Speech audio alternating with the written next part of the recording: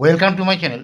আজকের ভিডিওতে 2024 সালের নতুন রায়মার্টিন প্রশ্নবিচিত্রা ক্লাস 4-এর অঙ্কের সমাধানগুলো করে দেবো। তো পরপর আমি সমাধানগুলো করে দেবো, তোমরা পরপর দেখতে থাকবে। যে ফার্স্ট ইউনিট টেস্টের মানে প্রথম পর্যায়ক্রমিক মূল্যায়নের 1 নম্বর থেকে শুরু করে পরপর সমস্ত সমাধানগুলো করে দেবো। তো এইগুলো তোমরা পরপর দেখতে থাকবে, আশা করি তোমরা খুবই উপকৃত হবে। এদিকে এটা প্রথম মডেল পেপার, উত্তরপাড়া রাষ্ট্রীয় উচ্চ বিদ্যালয়। এখানে বলেছে শূন্য স্থানে সঠিক শব্দ বসাও। দেখো 0.9 হলো একটি, এটা দেখো দশমিক ভগ্নাংশ, তাহলে এটা কি লিখবে? দশমিক ভগ্নাংশ। এবার দেখো 0.9 মানে কি? 9/10। তাহলে দেখো লবটা ছোট, হরটা বড়। এটা প্রকৃত ভগ্নাংশ লিখলেও হবে, যদি কেউ লিখতে পারো লিখো, তাহলেও অসুবিধা নেই, কিন্তু এটা হলো দশমিক ভগ্নাংশ। দেখো ভগ্নাংশের লব একই রেখে হরের মান কমালে কি হয়? ভগ্নাংশের মান বাড়ে। দেখো এখানে ধরো 4/5, এবার এখানে ধরো আমি লিখলাম 4/6। বলেছে লব একই রেখে, লবটা দেখো এখানেও 4 এখানেও 4।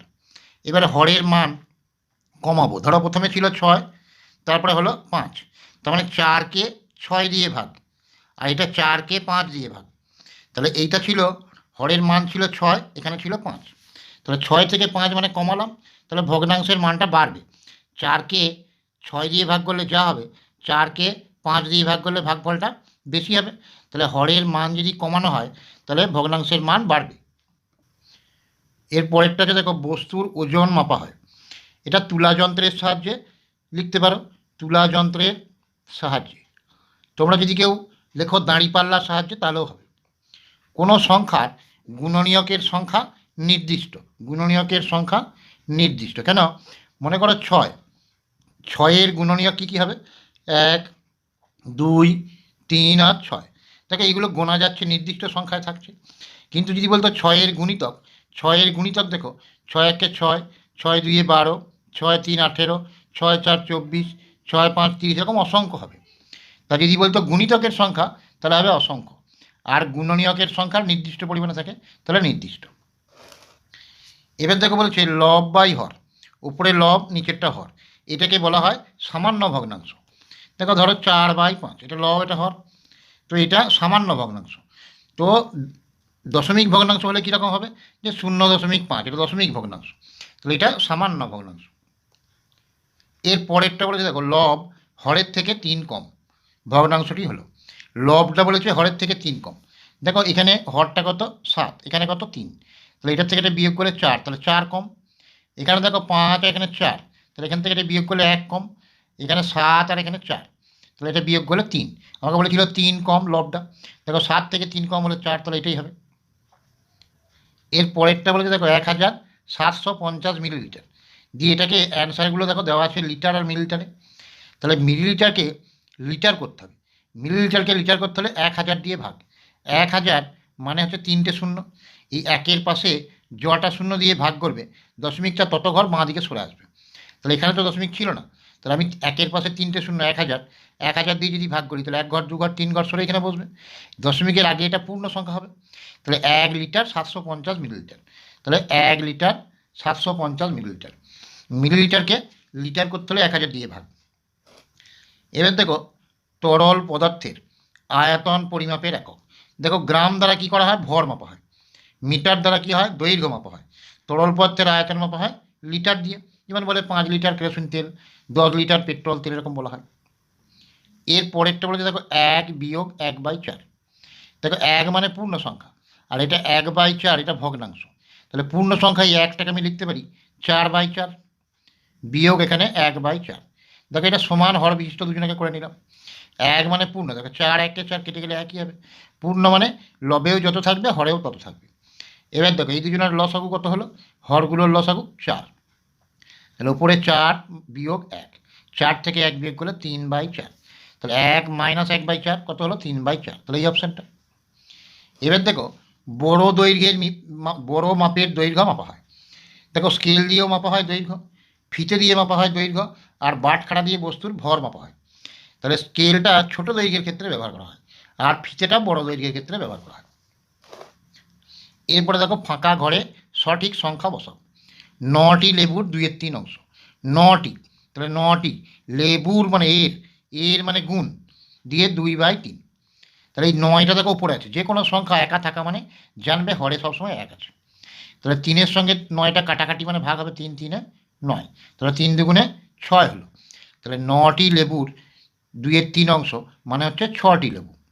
আসলে ব্যাপারটা কি, তুমি যদি সাধারণভাবে ভাবো 2/3 মানে কি 3 ভাগের 2 ভাগ। তাহলে 9টা লেবুকে প্রথমে 3 ভাগ করলাম, তাহলে একটা ভাগে পড়বে কত করে, 3 করে, 3 আর এখানে 2, 3 2 6, এরকমভাবে করে নেবে, তাড়াতাড়ি হয়ে যাবে।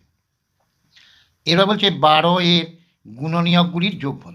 12 এর গুণনীয়ক কী কী দেখো, 1 2 3 4 6 আর 12, এগুলো গুণনীয়ক।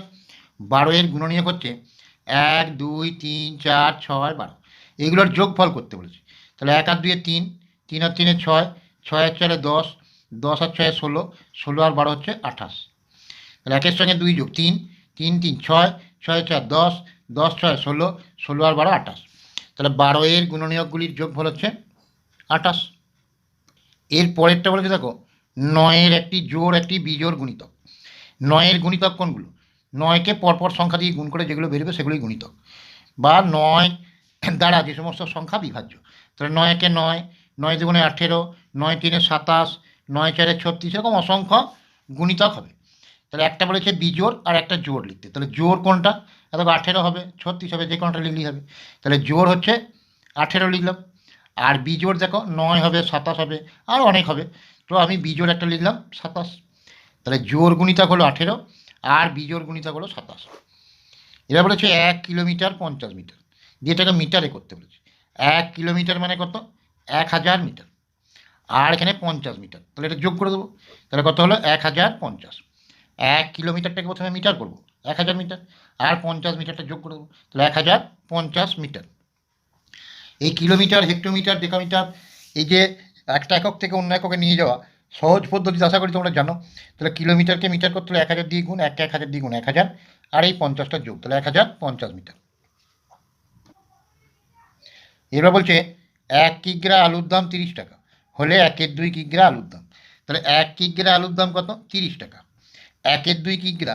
তাহলে এটা আলু যদি পরিমাণ বেশি হয় দাম পরিমাণ বাড়বে, আলুর পরিমাণ কম হলে দাম কমবে, তো এটা সরল সম্পর্ক। তাহলে 1 কিগ্রা আলুর যা দাম হবে 1/2 কিগ্রা আলুর দাম গণিত 1/2, তাহলে 2 15, তাহলে 15-কে 15 টাকা, তাহলে কত হবে 15 টাকা।